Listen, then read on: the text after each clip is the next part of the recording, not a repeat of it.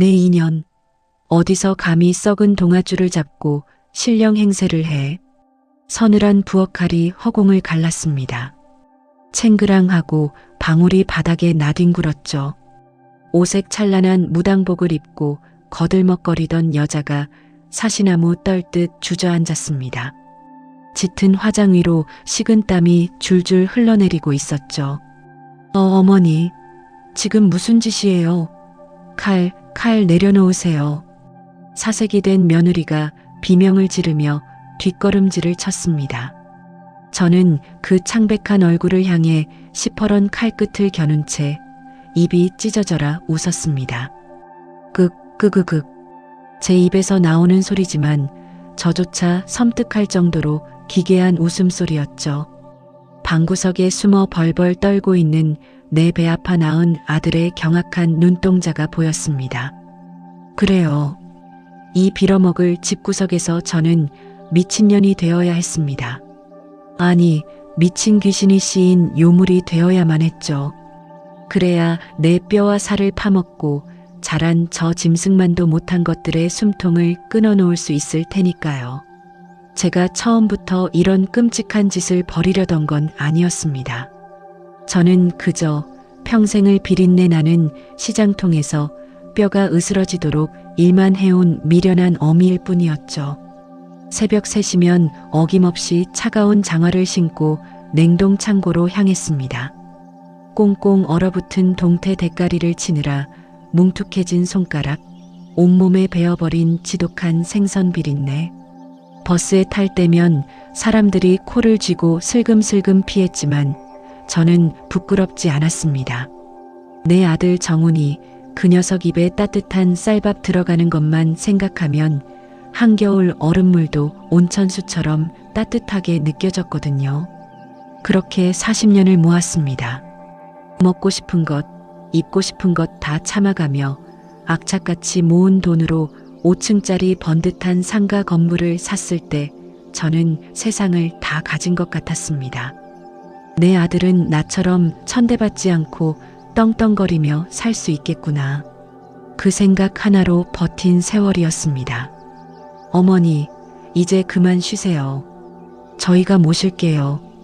건물 명의를 아들 내외 앞으로 넘겨주던 날, 며느리는 제 두 손을 꼭 잡고 눈물까지 글썽였습니다. 며느리의 그 따뜻한 손길에 저는 그동안의 고생이 눈 녹듯 사라지는 것 같아 바보처럼 펑펑 울었더랬죠. 그게 제 인생 가장 뼈아픈 실수가 될 줄은 꿈에도 모른 채 말입니다. 건물 명의가 넘어가고 정확히 석 달. 며느리의 태도는 소름 끼치도록 변해갔습니다. 따뜻했던 밥상에는 차갑게 식은 국과 쉰내가 나는 반찬이 올라오기 시작했죠. 식탁에 같이 앉는 일도 없어졌습니다. 제가 거실에 나가면 며느리는 보란듯이 창문을 활짝 열며 인상을 구겼습니다. 아우, 어디서 자꾸 비린내가 나. 아무리 씻어도 노인네 냄새는 안 빠지나 봐. 가슴 한복판에 시퍼런 멍이 드는 것 같았습니다. 바늘로 심장을 콕콕 찌르는 듯한 통증에 숨이 턱턱 막혀왔죠. 하지만 저는 참았습니다. 아들 부부 사이에 금이 갈까봐, 내 아들 피곤하게 만들까봐 그저 굽은 등을 더 웅크리며 방구석으로 숨어들었습니다. 아들에게 기대고 싶은 마음이 없었던 건 아닙니다. 하지만 퇴근하고 돌아온 아들은 제 방문은 쳐다보지도 않은 채 곧장 안방으로 쏙 들어가 버렸습니다. 어쩌다 마주쳐서 서운한 기색이라도 보일라 치면 아들은 귀찮다는 듯 고개를 돌렸죠. 엄마가 좀 참아. 유나도 애들 키우느라 예민해서 그래. 건물 하나 넘겨줬다고 유세 떠는 것도 아니고 진짜 왜 그래? 그 말을 듣는 순간 눈앞이 아득해지고 다리에서 힘이 쭉 빠졌습니다. 내 피와 땀, 내 청춘을 다 바쳐 쌓아 올린 건물이 그 녀석에게는 그저 유세 떠는 도구에 불과했던 겁니다. 입술을 꽉 깨물었습니다. 피가 배어나오는 것도 모른 채 속으로 수백 번 피눈물을 삼켰습니다. 그러던 어느 날이었습니다. 밤늦게 목이 말라 방문을 살짝 열었을 때 안방에서 새어나오는 며느리의 날카로운 목소리가 제 발목을 붙잡았습니다. 아, 진짜 더는 못 살아. 냄새나서 밥도 같이 못 먹겠어. 당신 당장 결단 내려. 요양원에 쳐넣든가 아니면 내가 애들 데리고 나가든가. 아니, 그래도 명예 넘겨받은 지 얼마나 됐다고 바로 요양원을 보내. 남들 눈도 있고 남들 눈이 대수야? 내일 모레 그 건물 담보로 대출받아서 당신 사업 자금 쓰기로 했잖아. 노인네 집구석에 버티고 있으면 은행 대출 나올 때 복잡해진단 말이야. 치매 증상 있다고 진단서 끊어. 그리고 모레 바로 입소시켜. 숨이 멎는 줄 알았습니다. 심장이 덜컥 내려앉다 못해 발밑으로 꺼져버리는 것 같았죠. 건물 담보대출이라니, 치매라니. 손발이 부들부들 떨리고 등골이 서늘해졌습니다. 내가 평생을 바친 내 핏줄이 나를 미치광이 취급하며 내쫓으려 하고 있었습니다. 방바닥에 주저앉아 소리 없이 오열했습니다.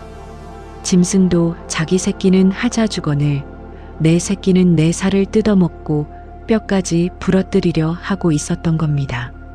하지만 며느리의 악행은 거기서 끝이 아니었습니다. 멀쩡한 사람을 치매로 모는 것만으로는 부족했는지 며느리는 기상천외한 짓거리를 꾸몄습니다. 바로 우리 집에 무당을 불러들인 겁니다. 다음 날 아침 온 집안에 매캐한 향 냄새가 진동했습니다. 안방에는 울긋불긋한 천이 널려 있었고 번쩍거리는 금목걸이를 칭칭 감은 여자가 거실 한가운데 버티고 앉아 있었죠. 천공보살이라고 했습니다. 강남에서 용하기로 소문나 정재계 사모님들이 줄을 선다는 무당이었습니다. 아이고 쯧쯧.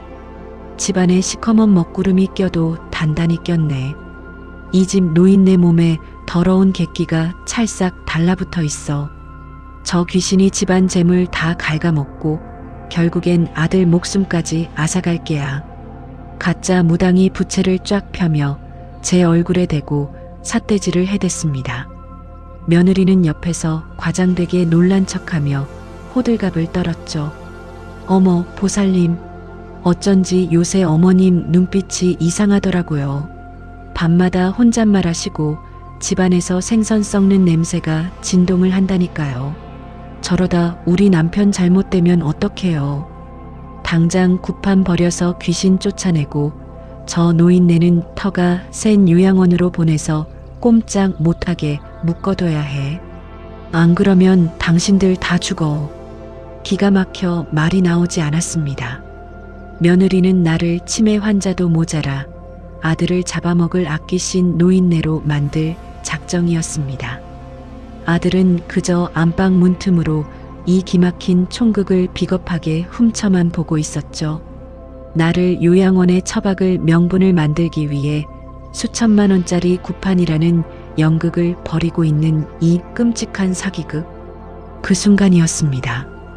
주먹을 꽉 쥐고 부들부들 떨던 제 몸에서 무언가 툭 하고 끊어지는 소리가 들렸습니다. 슬픔도 절망도 배신감도 아니었습니다. 그것은 심장 밑바닥에서부터 시뻘겋게 끓어오르는 지독한 살기였습니다. 평생 자식을 위해 간도 쓸개도 다 빼주었던 어미의 심장이 까맣게 타들어가다 못해 단단한 돌덩이가 되어버리는 순간이었죠. 그래, 내년들이 감히 나를 귀신 씌인 요물로 만들겠다 이거지. 좋다. 내가 진짜 귀신이 뭔지 뼛속까지 시리게 보여주마.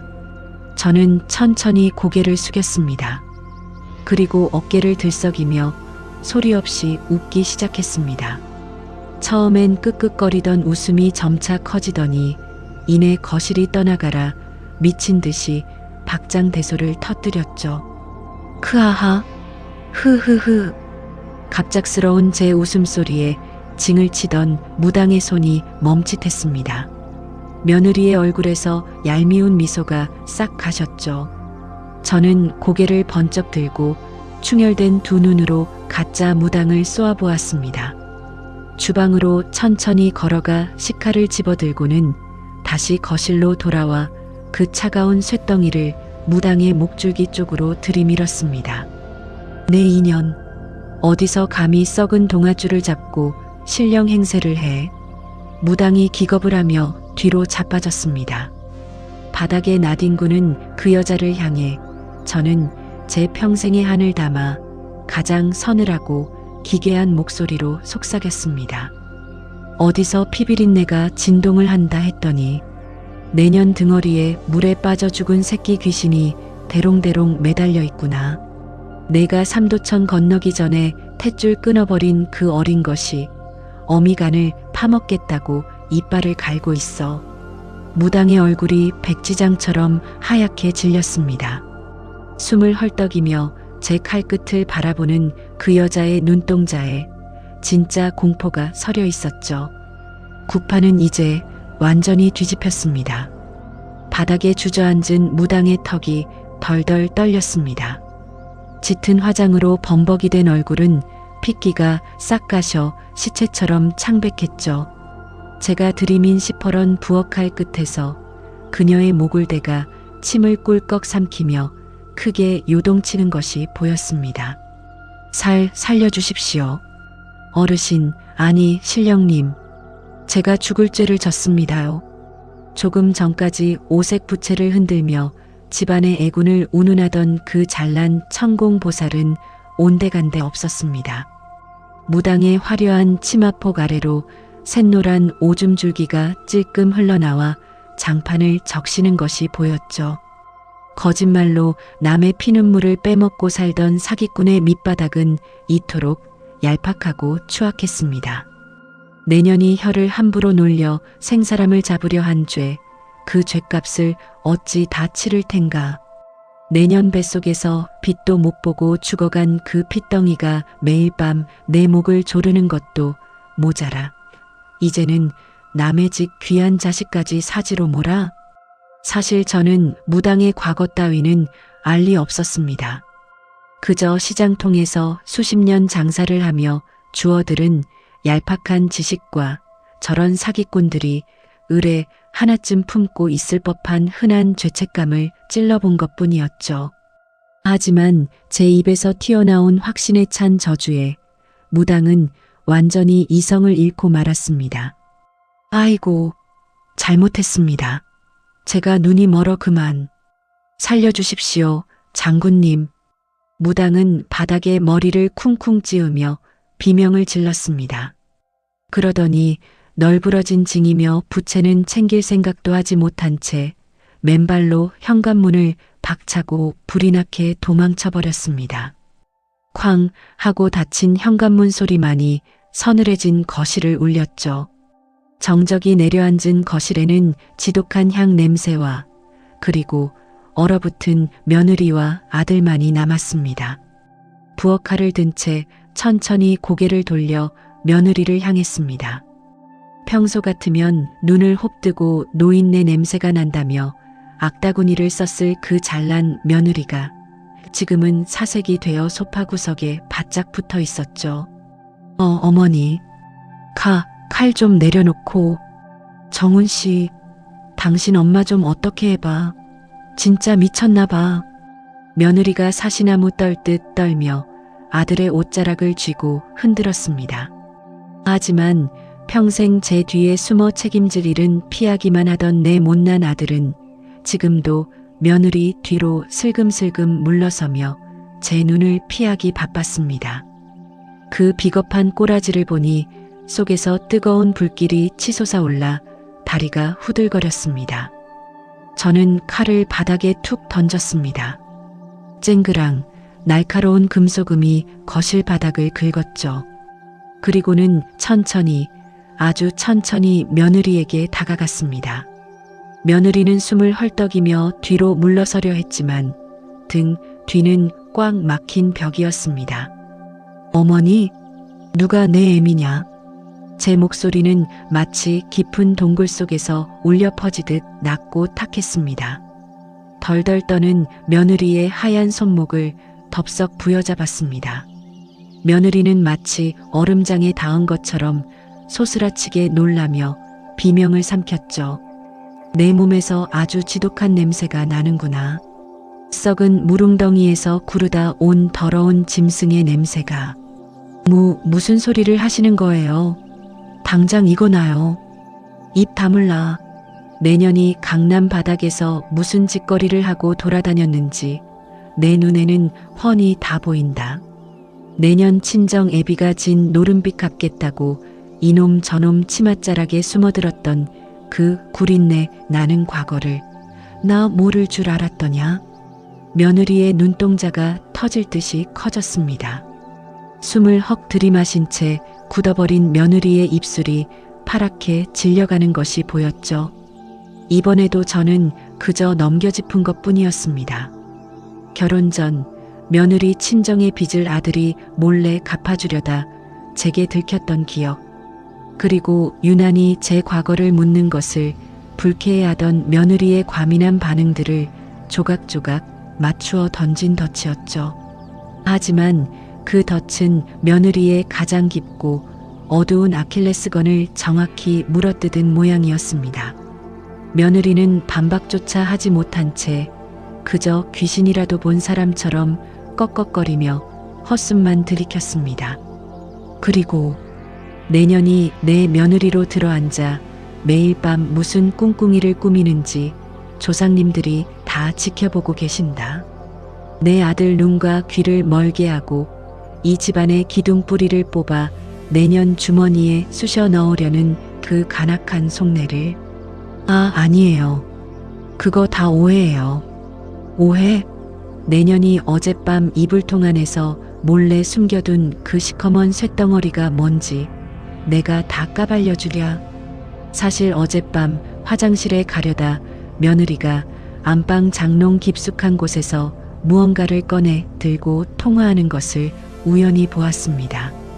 평소 쓰는 핸드폰은 화장대에 있었는데 며느리는 전혀 다른 핸드폰을 쥐고 있었죠. 누구와 통화하는지 목소리는 개미 기어가는 소리 같았지만 그 은밀한 몸짓은 제 가슴에 짙은 의심의 씨앗을 심어주기 충분했습니다. 며느리는 그 말을 듣는 순간 다리에 힘이 풀린 듯 바닥으로 털썩 주저앉았습니다. 눈물조차 흘리지 못하고 멍하니 허공만 바라보는 꼴이 완전히 혼이 나간 모습이었죠. 엄마, 제발 그만 좀 해. 유나 쓰러지겠어. 그제야 아들이 달려와 며느리를 부둥켜 안았습니다. 저를 향해 소리치는 아들의 목소리에는 원망과 공포가 뒤섞여 있었죠. 저는 그 나약한 아들의 얼굴을 똑바로 쳐다보았습니다. 가슴이 갈기갈기 찢어지는 듯한 고통이 밀려왔지만 어금니를 꽉 깨물어 피를 삼켰습니다. 뭐냐? 오늘은 내가 물러가마. 하지만 명심해라. 사흘, 딱 사흘의 시간을 주겠다. 그 안에 내년이 훔쳐간 것들을 모두 제자리에 돌려놓지 않으면 이 집구석에 피바람이 불어닥칠 것이다. 저는 그렇게 소리치며 안방으로 획 돌아섰습니다.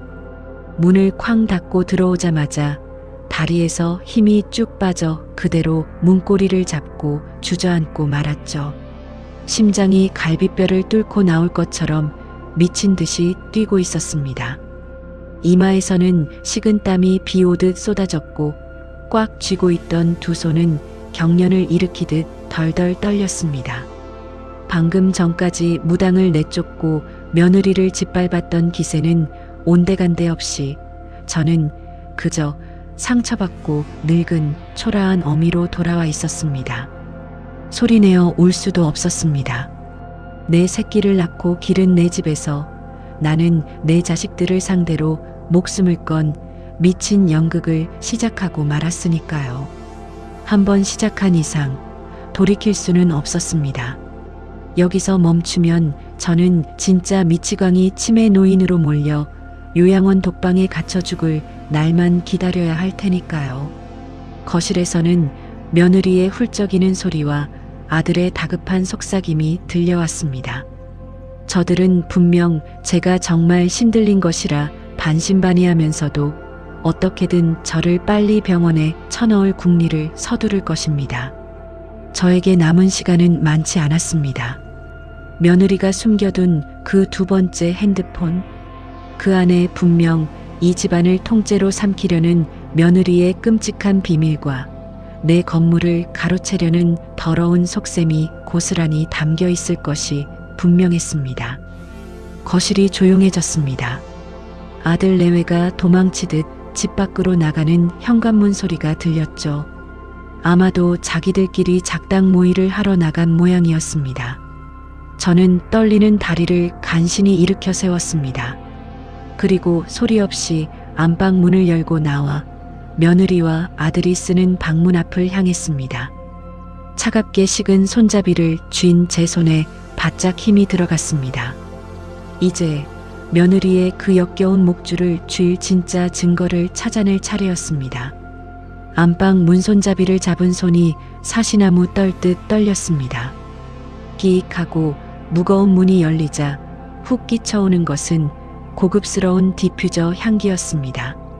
제가 쓰는 좁은 방에서는 늘 퀴퀴한 노인네 냄새와 지워지지 않는 생선 비린내가 났지만 아들 내외가 쓰는 이 안방은 달랐습니다. 푹신한 호텔식 침구, 벽면을 가득 채운 수백만 원짜리 명품 가방들, 그리고 화장대 위를 수놓은 번쩍이는 화장품들, 그 모든 것들이 마치 저를 비웃는 것 같았습니다. 영하 10도의 매서운 겨울바람을 맞으며 언손을 호호 불어가며 번 돈, 동태 대가리를 치다 칼에 베어 피가 철철 나도 병원비가 아까워 된장만 푹푹 발라가며 억척스럽게 모은 피 같은 돈이 저기 저렇게 화려하게 널려 있었으니까요. 가슴 한구석이 찌르르 아파왔지만 감상에 젖어 있을 때가 아니었습니다. 저는 서둘러 방 안으로 들어가 숨을 죽였습니다. 어젯밤 화장실에 가다 우연히 보았던 며느리의 동선, 장롱 깊숙한 곳, 겨울 코트들이 걸려있는 가장 어두운 구석이었습니다. 떨리는 손으로 두꺼운 코트 자락들을 헤집었습니다. 심장이 쿵쾅쿵쾅 고막을 때릴 듯이 요동쳤습니다. 혹시라도 도어록 소리가 울리며 그들이 들이닥칠까봐 등골에 식은 땀이 줄줄 흘렀죠. 그때였습니다. 며느리의 캐시미어 코트 안주머니에서 뭔가 묵직하고 차가운 것이 손끝에 걸렸습니다. 숨을 헉 들이마시며 그것을 꺼냈습니다. 까만색의 얇은 스마트폰. 분명 며느리가 평소 식탁 위에 올려두고 쓰는 번쩍이는 최신형 폰이 아니었습니다. 세상의 눈을 속이고 시어미의 눈을 가리기 위해 몰래 숨겨둔 그 비밀폰이 확실했습니다. 마른 침을 꿀꺽 삼키며 전원 버튼을 눌렀습니다. 환한 빛이 눈을 찔렀고 이내 비밀번호를 누르라는 화면이 떴습니다. 비밀번호라니. 손가락이 허공에서 길을 잃고 멈칫했습니다. 손주의 생일일까? 아니면 아들의 생일? 떨리는 손가락으로 손주의 생일 네 자리를 눌렀지만 화면은 매정하게 흔들리며 오류를 알렸습니다. 아들의 생일도 마찬가지였죠. 순간 뇌리를 스치는 서늘한 기억이 있었습니다. 며느리가 제 손을 잡고 가짜 눈물을 흘리며 도장을 받아가던 그날, 제 평생의 피땀이 서린 50억짜리 상가 건물이 아들 정훈이의 명의로 넘어가던 바로 그 날짜. 설마 하는 마음에 1120 4개의 숫자를 꾹꾹 눌렀습니다. 찰칵. 소름 끼치도록 경쾌한 소리와 함께 화면이 열렸습니다. 눈앞이 아득해졌습니다. 제 모든 것을 빼앗아간 그날을 비밀번호로 해두고 매일 밤 이 안방에서 저를 비웃으며 끔찍한 짓거리를 꾸며왔다는 사실에 피가 거꾸로 솟는 것 같았습니다. 서둘러 문자 메시지와 메신저 앱을 열었습니다. 가장 맨 위에 있는 최 이사 오빠라는 이름의 대화창을 누르는 순간 저는 그대로 바닥에 주저앉고 말았습니다. 글자 하나하나가 시퍼런 비수가 되어 내 눈을 찌르고 심장을 난도질하고 있었습니다. 최 이사 오늘 가짜 무당 보낸 거 어떻게 됐어? 노인네 안 속으면 어쩌려고 그래. 며느리 오빠 걱정 마. 노인네 완전 돌았어. 혼자 귀신 들린 척 미쳐서 칼 들고 설치는데 오히려 잘 됐지 뭐. 치매에 조현병까지 확정이야. 최 이사 굿. 정신병원 원장한테는 내가 VIP실로 말해뒀어. 모레 앰뷸런스 보낼 테니까 수면제 먹여서 태워보내면 끝이야. 요양원보다 정신병원이 밖으로 못 나오고 확실하지. 며느리 수고했어 오빠. 바보 같은 정훈이 새끼는지 엄마 버리는 거 찝찝해하면서도 대출 30억 나온다니까 입 꾹 닫고 모른 척하잖아. 웃겨 정말. 도장 찍히면 바로 돈 빼서 오빠한테 갈게. 스마트폰을 쥔 손이 미친 듯이 덜덜 떨렸습니다.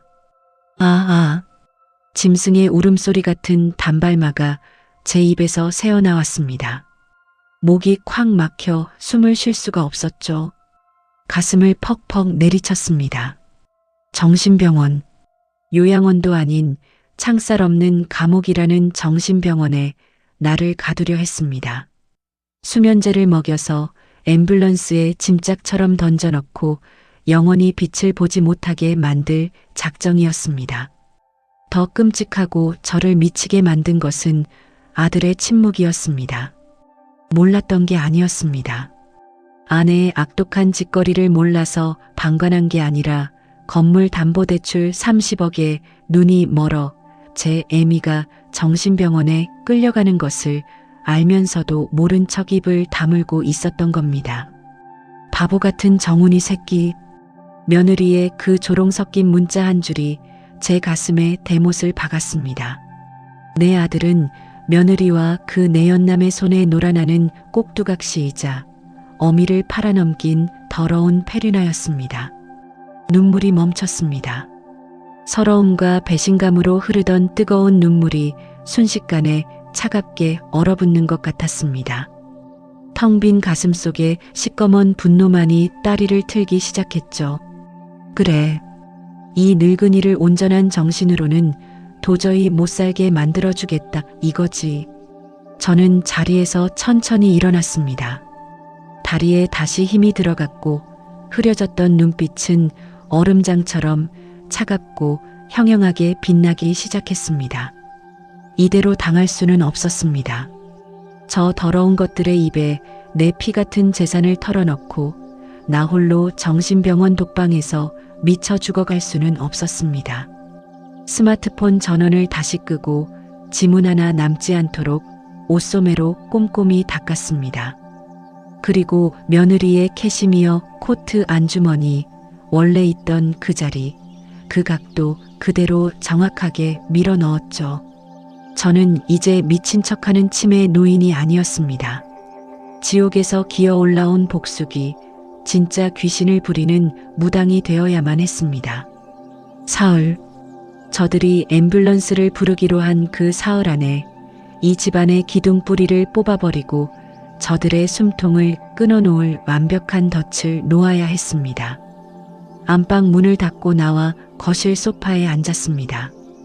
헝클어진 머리를 일부러 더 산발을 하고 불을 모두 꺼버렸습니다. 거실은 무덤처럼 고요하고 어두웠죠. 그 어둠 속에서 저는 눈을 감고 며느리의 메신저 내용과 가짜 무당의 얼굴, 그리고 아들의 비겁한 눈동자를 하나하나 머릿속에 새겨 넣었습니다. 띠띠띠띠 마이너스 띠리릭. 얼마나 지났을까. 도어록이 열리는 소리와 함께 현관문이 열렸습니다. 어휴, 진짜 놀라서 혼났네. 아무리 그래도 시어머니가 칼을 들고 쉿, 조용히 해. 방에 계신가 봐. 소곤거리는 아들과 며느리의 발소리가 거실로 들어섰습니다. 어둠 속에서 소파에 우두커니 앉아있는 저를 발견하고는 두 사람은 헉 하고 숨을 들이켜며 제자리에 굳어버렸죠. 어머니, 안 주무시고 거기서 뭐 하세요? 며느리의 목소리가 파르르 떨렸습니다. 며느리의 손에는 하얀 플라스틱 죽통이 들려 있었죠. 아까 도망치듯 나가면서 본죽에서 사온 모양이었습니다. 아니, 저 안에는 틀림없이 저를 잠재울 수면제가 곱게 갈려 들어가 있겠죠. 내일 모레 앰뷸런스에 실어보내기 위한 예행 연습일 터였습니다. 저는 천천히 고개를 돌려 며느리를 쳐다보았습니다. 어둠 속에서도 제 눈은 짐승처럼 번들거렸을 겁니다. 죽이 아주 달고 맛있게 끓여졌구나. 네. 어머니 드시라고 조금 사왔어요. 하루 종일 아무것도 못 드셨잖아요. 이거 드시고 푹 주무세요. 며느리가 어색한 미소를 지으며 죽그릇을 테이블 위에 올려놓았습니다. 그 가증스러운 손길을 보며 저는 입꼬리를 길게 찢어 웃었습니다. 끄그극, 다시 한번 쇳소리 같은 웃음이 거실을 울렸죠. 푹 자라고 영원히 깨어나지 못하게 하려고 곱게도 갈아 넣었구나. 하얀 가루를.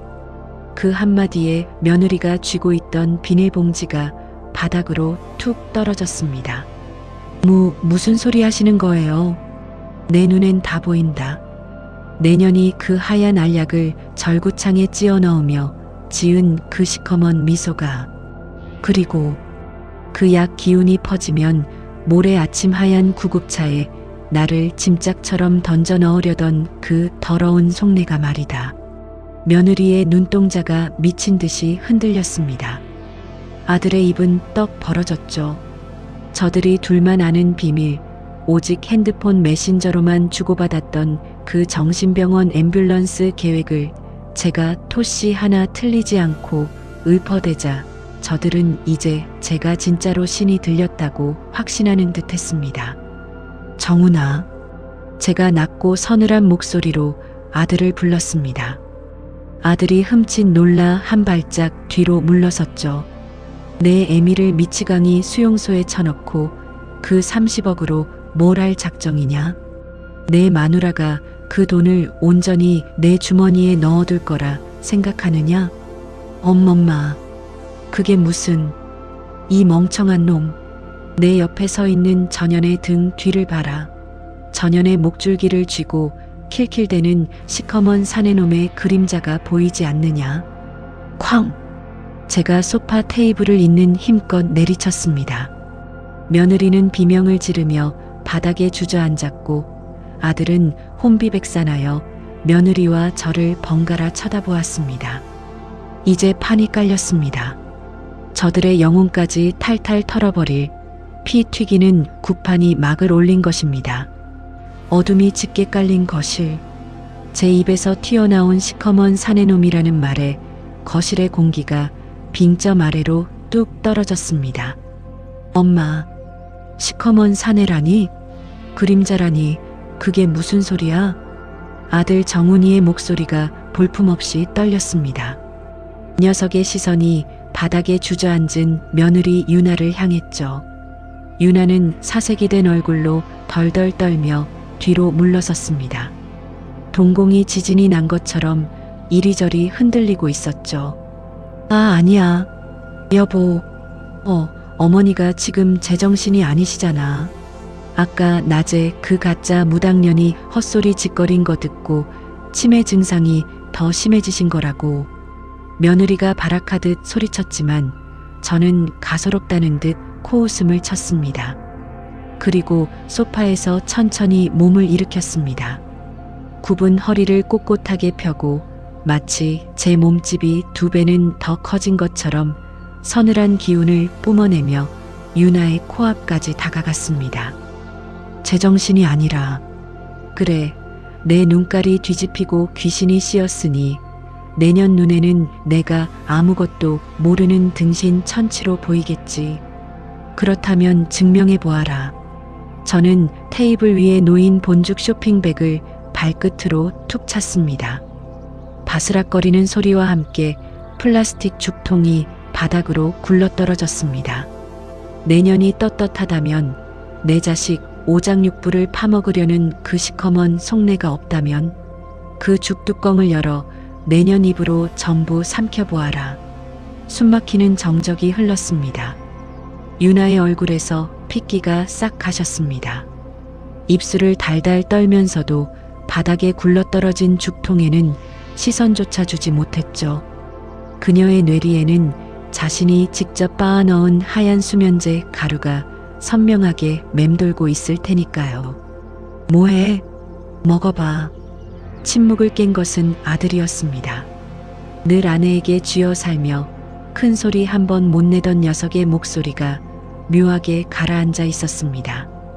정훈이의 눈빛에 짙은 의심의 그림자가 드리워진 것을 저는 놓치지 않았습니다.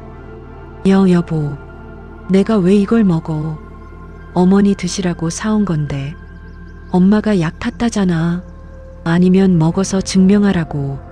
왜 못 먹어? 너 진짜 저 안에 못 탔어? 모레 앰뷸런스 부른다는 소리는 또 뭐야? 아들이 버럭 소리를 지르며 유나의 어깨를 확 낚아챘습니다.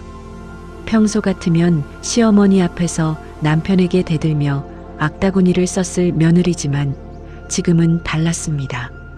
자신의 가장 은밀한 비밀, 심지어 남편마저 속이고 내연남과 작당한 정신병원 입원 계획이 시어머니의 입에서 무당의 신탁처럼 터져 나왔으니 귀신이 곡할 노릇이었겠죠. 오해라니까. 나 진짜 미치겠네. 당신 진짜 이 노인네가 미쳐서 헛소리하는 걸 믿는 거야. 헛소리? 헛소리라. 저는 다시 한번 끄그극 하고 기괴한 웃음을 흘렸습니다. 그리고 유나의 귀에 대고 속삭이듯 하지만 거실 전체를 쩌렁쩌렁 울리는 목소리로 결정타를 날렸습니다. 사. 그 세 글자가 제 입에서 떨어지는 순간 유나는 마치 번개라도 맞은 사람처럼 헉 하고 숨을 삼키며 제자리에 굳어버렸습니다. 어찌 그 이름 석자에서 이리 역겨운 피비린내가 진동을 할꼬? 내년이 내일 모레 하얀 차가 오기 전에 내 아들놈 지장 찍힌 서류 빼돌려서 도망갈 국리를 한 그 사내놈 말이다. 30억? 그 돈이 온전히 내년 입으로 들어갈 줄 알았더냐? 너 지금 무슨 소리야? 최 이사라니? 30억 도망? 아들의 멱살을 쥐던 손이 스르르 풀렸습니다. 녀석의 얼굴이 백지장처럼 하얘지더니 이내 시퍼렇게 분노로 달아오르기 시작했습니다. 그렇습니다. 내 아들은 어미가 정신병원에 끌려가든 말든 신경 쓰지 않는 페류나였지만 자신의 주머니에 들어올 30억이라는 돈 앞에서는 짐승처럼 예민하게 반응하는 손물이었습니다. 어미를 배신한 대가로 얻게 될 그 거액을 아내가 내연남과 빼돌리려 했다는 사실은 녀석의 가장 비열한 뇌관을 건드린 것입니다. 당신 입으로 말해. 엄마가 헛소리하는 거지? 최 이사 그 새끼, 저번 달에 퇴사한 당신 친척 오빠라던 그 새끼 아니야. 내가 걔랑 30억을 왜 빼돌려? 아니야. 정훈 씨, 내 말 좀 들어봐. 진짜 치매라니까. 저 노인네가 우릴 이간질하려고. 짝! 살과 뼈가 맞부딪히는 파열음이 거실을 날카롭게 찢었습니다. 아들의 두툼한 손바닥이 유나의 뺨을 후려친 것입니다. 유나는 비명조차 지르지 못하고 바닥에 나동그러졌습니다. 입술 터진 곳에서 시뻘건 피가 뚝뚝 떨어졌죠. 이 미친년아, 너 내 폰 몰래 훔쳐보고 대출 승인 난 거 최 이사한테 흘렸어. 당장 핸드폰 내놔. 내 폰 당장 내놓으라고. 아들이 유나의 핸드폰을 빼앗으려 발악을 하기 시작했습니다. 서로 머리채를 쥐고 뒹구는 두 짐승의 꼴을 보며 저는 혀를 끌듯 찼습니다. 돈에 눈이 멀어 어미를 팔아넘긴 놈과 그 돈을 가로채려 남편을 속인 년. 지옥도가 따로 없었죠. 사흘이다. 짐승처럼 엉겨붙어 싸우던 두 사람의 행동이 멈췄습니다. 저는 싸늘하게 식은 눈빛으로 그들을 내려다보며 최후 통첩을 날렸습니다. 사흘 안에 내년들이 훔쳐간 내 도장, 내 집 문서, 그리고 내 아들놈의 썩어 빠진 정신머리까지 모조리 제자리에 돌려놓아라. 그렇지 않으면 모레 아침 해가 뜰 때 이 집구석에서 살아나가는 인간은 단 한 명도 없을 것이다. 내 등 뒤에 선 수십 명의 조상 귀신들이 너희들의 목줄을 끊어놓을 테니. 말을 마친 저는 천천히 뒤를 돌아 안방이 아닌 제가 쓰던 퀴퀴한 골방으로 걸음을 옮겼습니다. 등 뒤에서 엄마, 엄마 하고 부르는 아들의 다급한 목소리와 저리 비켜, 이 등신 같은 새끼야 하고 악을 쓰는 며느리의 목소리가 뒤엉켜 거실을 난장판으로 만들고 있었죠. 방문에 들어서고 덜컥 자물쇠를 채우자마자 팽팽하게 당겨졌던 긴장의 끈이 툭 끊어졌습니다. 허! 참았던 숨이 터져나오며 다리가 꺾였습니다. 차가운 장판 바닥에 등을 대고 누워 천장을 바라보았습니다. 미친 듯이 뛰는 심장 때문에 갈비뼈가 부서질 것 같았고 손끝과 발끝이 차갑게 식어 감각조차 없었습니다. 온몸이 땀으로 흠뻑 젖어 쉰내가 진동을 했죠. 하지만 입가에는 쓰디쓴 미소가 번졌습니다. 완벽하게 금이 갔습니다. 저들의 견고해 보이던 공범 관계는 단 한 번의 의심으로 산산조각이 났습니다. 아들은 이제 며느리가 화장실에 갈 때조차 의심의 눈초리를 거두지 않을 것이고, 며느리는 언제 자신의 비밀폰을 들킬지 몰라 극도의 신경쇠약에 시달릴 것입니다. 그러나 안심할 때가 아니었습니다. 며느리는 독사 같은 년입니다. 오늘 밤 당장이라도 무슨 짓을 저지를지 모릅니다. 무엇보다 모레면 건물담보대출 30억이 실행되고 정신병원 앰뷸런스가 들이닥칩니다. 그 전에 막아야 합니다.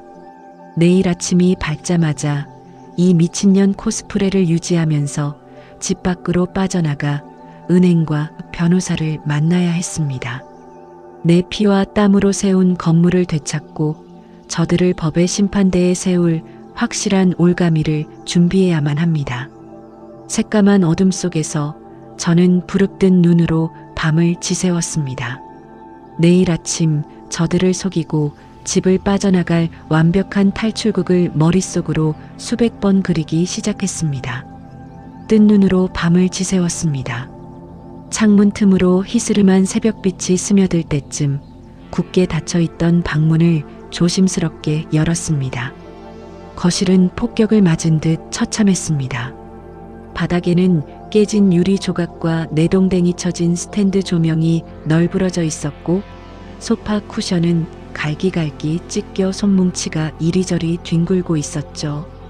그 난장판 한가운데 며느리는 헝클어진 머리를 한 채 카페 뒤에 웅크리고 잠들어 있었습니다. 퉁퉁 부어오른 뺨에는 시퍼런 멍이 선명했죠. 아들은 베란다 창문에 기대어 담배꽁초가 수북한 재떨이를 곁에 둔 채 코를 골고 있었습니다. 밤새 짐승처럼 물어뜯으며 싸운 흔적이었습니다. 내 피땀으로 일군 재산을 두고 서로를 속이고 빼앗으려던 탐욕의 결과물이었죠.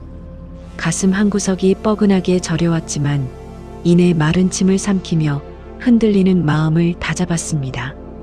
동정할 가치조차 없는 버러지들이었습니다. 저는 까치발을 들고 주방으로 향했습니다. 냉장고 구석에서 검은 비닐봉지를 꺼냈죠.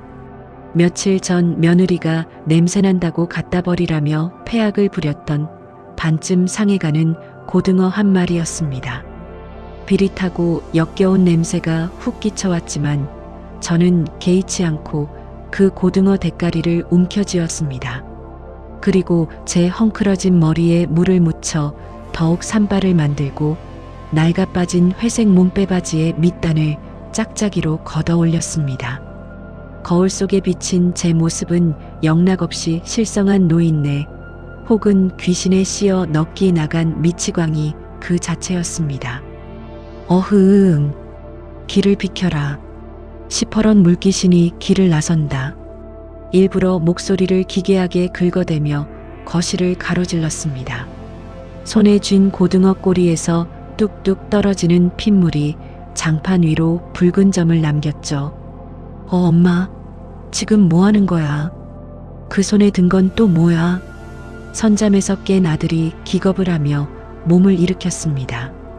며느리도 흠칫 놀라며 벽 쪽으로 바짝 기어갔죠. 저는 초점 없는 흐리멍덩한 눈으로 허공을 응시하며 중얼거렸습니다. 장군님이 노하셨다. 이 집구석에 고인 썩은 피를 서쪽 바다에 씻어내지 않으면 오늘 밤 너희들 목이 날아갈 것이야.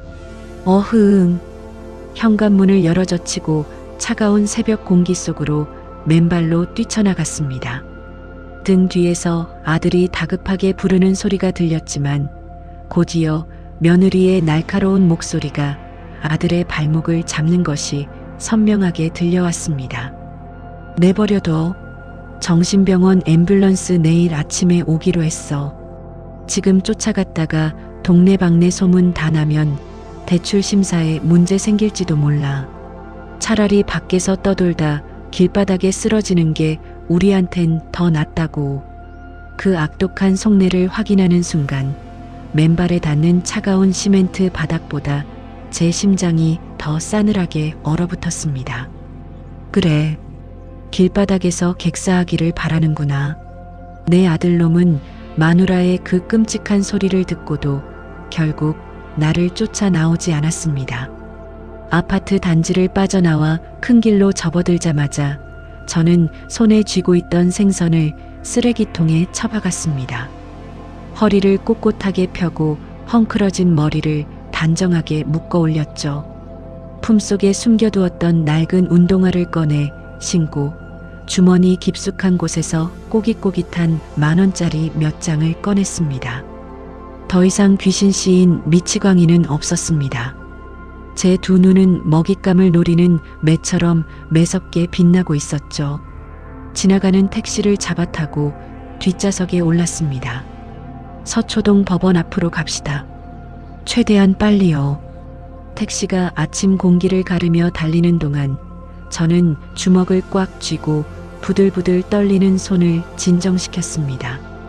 오전 9시 법원 앞 낡은 상가 건물 2층에 자리한 변호사 사무실 문을 열고 들어섰습니다. 김 변호사, 나왔네.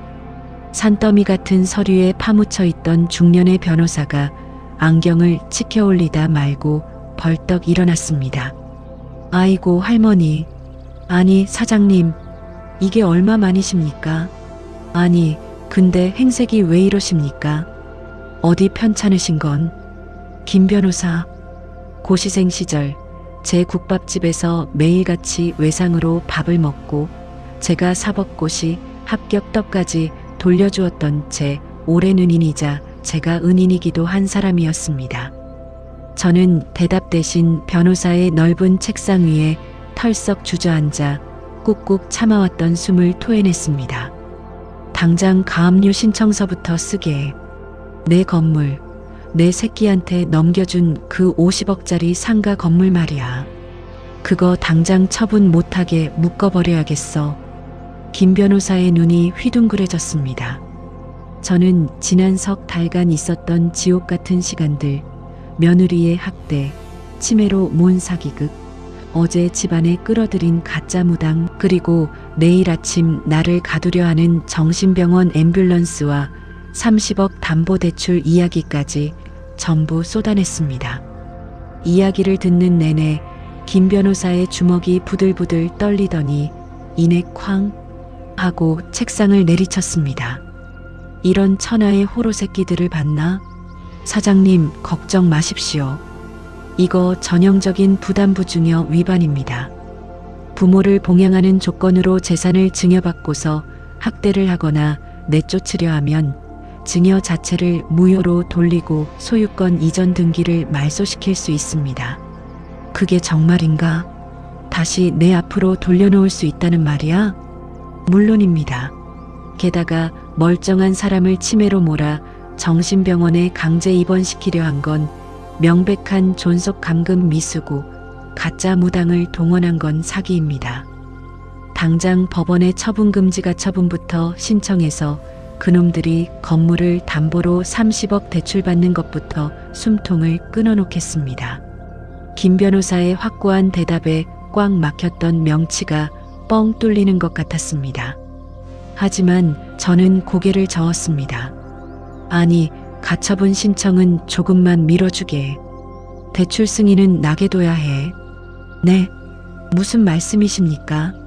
대출이 실행돼서 돈이 그 여자 내연남 통장으로 빠져나가면 돌려받기 힘들어집니다.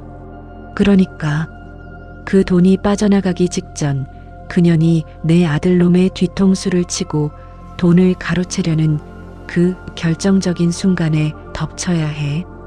그래야 내 아들놈이 제 마누라가 어떤 악귀인지 뼛속 깊이 깨닫고 피눈물을 흘릴 테니까. 그리고 그 가짜 무당년도 내일 아침 앰뷸런스를 몰고 올 그 브로커 놈들도 한꺼번에 엮어서 감방에 쳐넣어 버릴 거야. 제 서늘한 목소리에 김 변호사는 마른 침을 꿀꺽 삼켰습니다. 평생 자식만 바라보고 살던 늙은 어미가 자식을 향해 이토록 정교하고 잔인한 올가미를 짜고 있다는 사실에 소름이 돋은 모양이었습니다. 대신 자네가 해줘야 할 일이 있네. 저는 김 변호사에게 바짝 다가가 내일 아침 벌어질 구판의 시나리오를 낱낱이 지시했습니다. 경찰을 대동하고 우리 집 현관문을 박차고 들어올 정확한 타이밍, 그리고 며느리의 내연남 최 이사의 꼬리를 밟을 흥신조 연락처까지. 사무실을 나설 때 제 손에는 소형 녹음기가 쥐어져 있었습니다. 치매 노인 행세를 하며 며느리와 아들의 자백을 담아낼 마지막 무기였죠. 집으로 돌아가는 길, 겨울 햇살이 유난히 차갑고 눈부셨습니다. 내일 아침이면 이 지긋지긋한 연극도 끝이 납니다. 저들은 나를 하얀 구급차에 던져넣고 30억이라는 돈다발 위에서 축배를 들 꿈에 부풀어 있겠죠. 그래, 어디 한번 실컷 기대해 보아라. 내일 아침 너희들이 타게 될 차는 앰뷸런스가 아니라 시퍼런 철창이 달린 호송차가 될 터이니. 도어록 비밀번호를 누르고 집 안으로 들어섰을 때 집안은 쥐 죽은 듯 고요했습니다. 내일의 완벽한 범죄를 위해 며느리와 아들이 각자의 계산기를 두드리며 숨을 죽이고 있는 것이 분명했습니다. 저는 다시 산발을 하고 비틀거리며 거실로 걸어 들어갔습니다. 이제 피 튀기는 마지막 구판의 막이 오르기 직전이었습니다. 운명의 아침이 밝았습니다. 거실 시계가 오전 8시 30분을 가리키고 있었죠. 어머니, 자, 이거 마셔요. 몸에 좋은 한약이니까 쭉 들이키세요. 며느리가 억지로 제 입가에 검붉은 쌍화탕 병을 들이밀었습니다. 달큰한 냄새 뒤로 역겨운 화학약품 냄새가 코를 찔렀죠. 어제 실패했던 수면제를 기어코 이 음료에 타 넣은 것이 분명했습니다. 저는 미친 듯이 고개를 저으며 바닥에 쌍화탕을 내동댕이 쳤습니다. 쨍그랑 유리병이 산산조각 나며 끈적한 액체가 장판을 적셨습니다. 아, 진짜 이 미친 노인네가 끝까지. 아, 빨리 닦아. 며느리가 악다구니를 쓰며 허공에 발길질을 해댔습니다. 하지만 소파에 앉아 핸드폰만 뚫어지게 쳐다보고 있던 아들은 며느리의 짜증 섞인 목소리조차 들리지 않는 듯 했습니다. 녀석의 이마에는 식은땀이 송글송글 맺혀 있었고 엄지손가락은 미친 듯이 액정을 새로 고침하고 있었죠. 은행문이 열리는 오전 9시. 제 건물로 신청한 담보대출 30억 원이 녀석의 통장으로 꽂히는 그 찰나의 순간만을 기다리고 있는 짐승의 꼴이었습니다. 저는 실성한 척 거실 구석에 쭈그려 앉아 주머니 속 녹음기의 전원 버튼을 딸깍 하고 눌렀습니다. 띠리링 마이너스. 정확히 9시 5분. 아들의 핸드폰이 경쾌하게 울렸습니다. 녀석이 헉하고 숨을 들이켜더니 덜덜 떨리는 손으로 액정을 확인했습니다. 들어왔어. 유나 30억. 내 통장에 30억 찍혔어. 아들이 소파에서 튀어오르며 환호성을 질렀습니다. 며느리의 눈동자에도 순간 시퍼런 탐욕의 불꽃이 튀었죠. 빨리 내 통장으로 이체해. 은행에서 치매 확인 전화 오거나 노인네가 난리쳐서 계좌 묶이기 전에 얼른 내가 말한 그 안전 계좌로 넘기라고. 며느리가 아들의 팔뚝을 쥐어뜯듯 붙잡고 소리쳤습니다. 안전 계좌. 그것은 분명 며느리의 내연남 그 최 이사라는 놈의 대포 통장일 터였습니다. 아들은 침을 꿀꺽 삼키며 며느리가 불러주는 계좌번호를 누르기 시작했습니다. 제 피와 땀 40년의 억척스러운 세월이 고스란히 담긴 30억이라는 돈이 어미를 팔아넘긴 대가로 저 더러운 것들의 소나귀에 넘어가는 순간이었습니다. 가슴이 갈기갈기 찢어지는 듯 했지만 저는 혀를 깨물며 바닥에 엎드려 끄끄 기괴한 웃음소리를 냈습니다. 크이히. 시커먼 쥐새끼 2마리가 금덩이를 두고 목을 물어뜯는구나. 어흥. 아, 시끄러워. 곧 구급차 올 시간 다 됐어. 수면제도 안 먹었는데 어쩌려고 그래. 며느리가 제 등짝을 발로 걷어차려던 그때였습니다. 삐뽀 마이너스. 창밖에서 날카로운 앰뷸런스 사이렌 소리가 들려오기 시작했습니다. 소리는 점점 가까워지더니 우리 집 아파트 동 앞에 멈춰서는 소리가 들렸죠. 왔어. 여보, 빨리 이체 버튼 누르고 문 열어줘. 며느리가 쾌재를 부르며 현관으로 달려갔습니다. 아들은 덜덜 떨리는 손가락으로 이체 비밀번호의 마지막 자리를 누르고 있었죠. 쾅쾅쾅. 거칠게 현관문을 두드리는 소리가 났습니다. 며느리가 활짝 웃으며 문을 열어젖혔습니다. 아이고, 수고가 많으십니까? 하지만 며느리의 인사는 끝을 맺지 못했습니다. 현관문을 열고 들이닥친 것은 하얀 가운을 입은 구급대원들이 아니었기 때문입니다.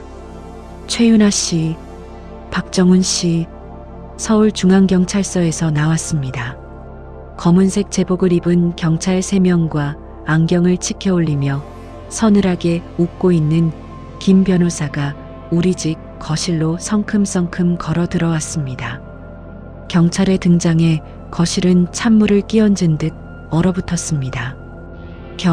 경찰이 여길 왜? 우린 정신병원 구급차를 불렀는데. 며느리가 사색이 되어 뒷걸음질을 쳤습니다. 핸드폰을 쥐고 있던 아들은 다리에 힘이 풀려 그 자리에 주저앉았죠. 저는 구석에 웅크리고 있던 몸을 천천히 일으켜 세웠습니다. 흐리멍덩했던 눈빛은 온데간데 없이 사라지고 얼음장처럼 차갑고 형형한 눈빛으로 그들을 내려다보았습니다. 헝클어진 머리를 손으로 빗어넘기며 저는 제 평생 가장 또렷하고 명확한 목소리로 입을 열었습니다. 구급차는 오지 않을 거다. 내년이 그 최 이사라는 놈과 작당해서 나를 가두려 했던 그 불법 사설 구급차 브로커 놈들 방금 아파트 입구에서 전부 수갑을 찼거든. 제 정상적인 목소리에 아들과 며느리의 입이 떡 벌어졌습니다. 귀신 씨인 미치광이 노인네가 아니었습니다. 그들의 머리 꼭대기에서 이 모든 판을 짜고 있던 진짜 포식자의 모습에 두 사람은 숨조차 제대로 쉬지 못했습니다. 엄마, 그게 무슨 엄마 치매 아니었어? 귀신 들린 게. 귀신? 그래. 내가 너희들 그 더러운 뱃속을 파헤치려고 지옥에서 기어 올라온 악귀다. 이 호로 새끼야. 제가 소리를 빽 지르자 아들이 어깨를 움츠렸습니다. 그때 김 변호사가 앞으로 나서며 서류 뭉치를 들이밀었습니다. 박정훈 씨, 방금 귀하의 명의로 실행된 30억 담보대출금은 이 시간부로 전액 지급, 정지 및 가압류 처리되었습니다. 또한 귀하 명의의 상가 건물 역시 부담 부중여 위반 및 사회행위 취소 소송이 접수되어 일체의 처분이 금지되었습니다. 가압류. 안 돼. 내가 방금 이체 버튼을 눌렀는데. 아들이 미친 사람처럼 핸드폰 액정을 두드렸지만 화면에는 사고 신고 계좌로 이체가 제한되었습니다라는 시뻘건 글씨만 떠 있을 뿐이었습니다. 그리고 최윤아 씨. 경찰이 윤아의 앞으로 다가섰습니다. 당신이 사주한 가짜 무당 천공 보살, 어젯밤 사기 혐의로 체포됐습니다. 그리고 당신의 내연남 최기철, 방금 전 밀항을 시도하다 인천항에서 긴급 체포됐습니다. 존속 감금 교사 및 사기 미수 혐의입니다.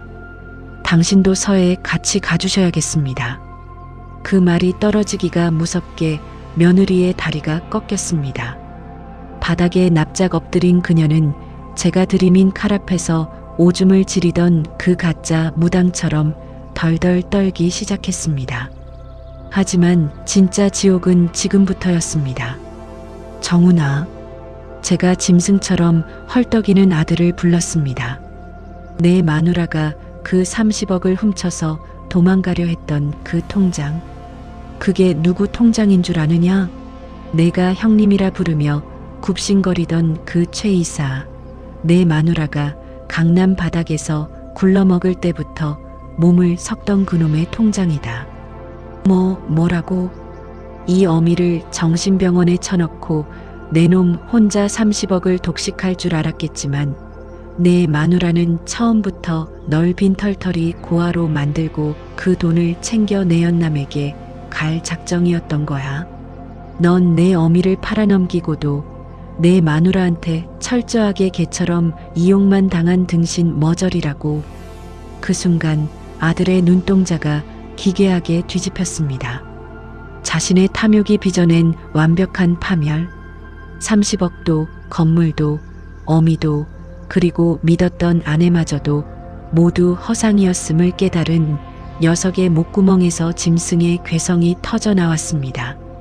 이 씨발년아. 아들이 바닥에 엎드린 윤아의 머리채를 휘어잡았습니다. 경찰들이 황급히 달려들어 녀석을 떼어냈지만 아들은 발악을 하며 피눈물을 쏟아냈습니다. 엄마, 내가 잘못했어. 내가 미쳤었나 봐. 인연이 다 시킨 거야, 인연이. 엄마 제발 나 한 번만 용서해줘. 수갑이 채워진 채 바닥을 기어와 제 바짓가랑이를 붙잡고 오열하는 아들. 그 얼굴 위로 새벽 3시 언손을 호호 불며 시장통을 걷던 제 과거의 환영이 겹쳐 보였습니다. 가슴 한구석이 칼로 도려내듯 아파왔지만 저는 눈물 한 방울 흘리지 않았습니다. 대신 제 바짓가랑이를 쥔 그 더러운 손을 매정하게 쳐냈습니다.